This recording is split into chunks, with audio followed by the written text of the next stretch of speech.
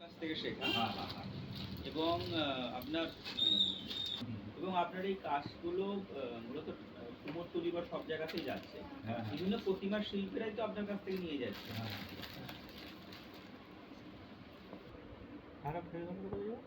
ঘরে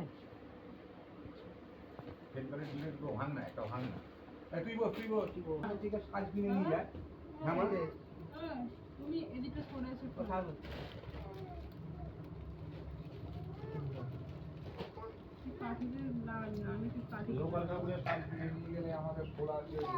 জড়ি চুমকি তারপরে পুঁতি, হ্যাঁ, তারপরে আটা।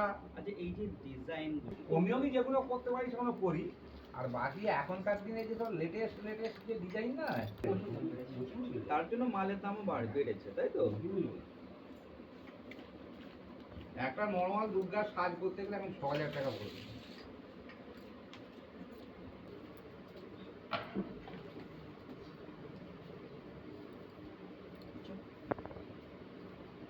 মূলত হচ্ছে আমাদের ডাকের সাজের কাজ এবং সোলার বিভিন্ন টাইপের গয়না, এইসব গয়নাগুলো তৈরি হয়। প্রতিমার সাজ, হ্যাঁ, প্রতিমার সোলার সাজ, পুরো সাজ তৈরি হয়, জরির কাজ হয়, নানান কিছু কাজ হয়।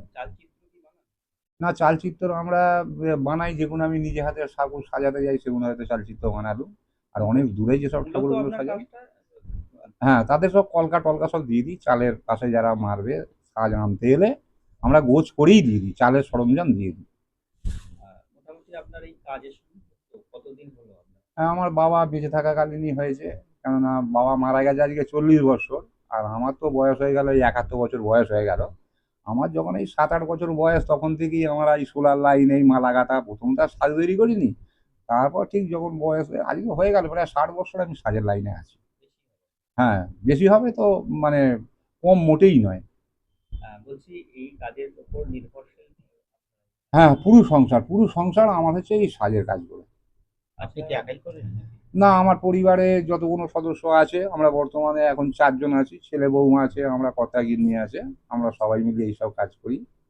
হ্যাঁ, এবং হয়তো বৌমা হয়তো সব কাজটা না পারলেও আমাদের সহযোগিতা করে, আটা টাটা তৈরি করে দেয়, বা একটু আমাদের সব কিছু জিনিসটাকে এনে দেয় হাতের কাছে এগিয়ে, বসে কেউ থাকে না।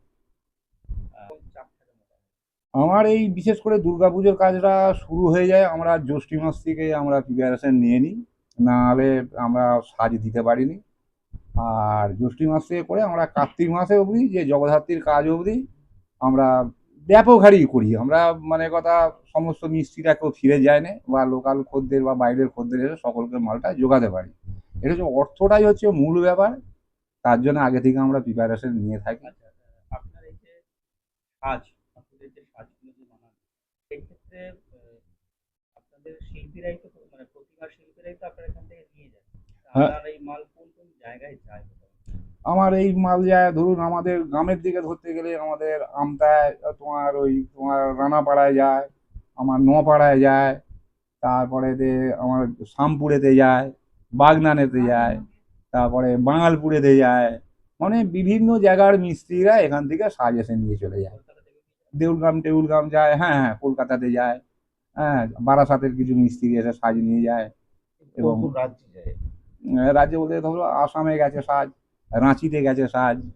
এবারে বিভিন্ন মিস্ত্রি এখান থেকে সাজ নিয়ে গিয়ে তারা আবার এর উপরে ব্যবসা করে, আমার কি আর নাম বলবে।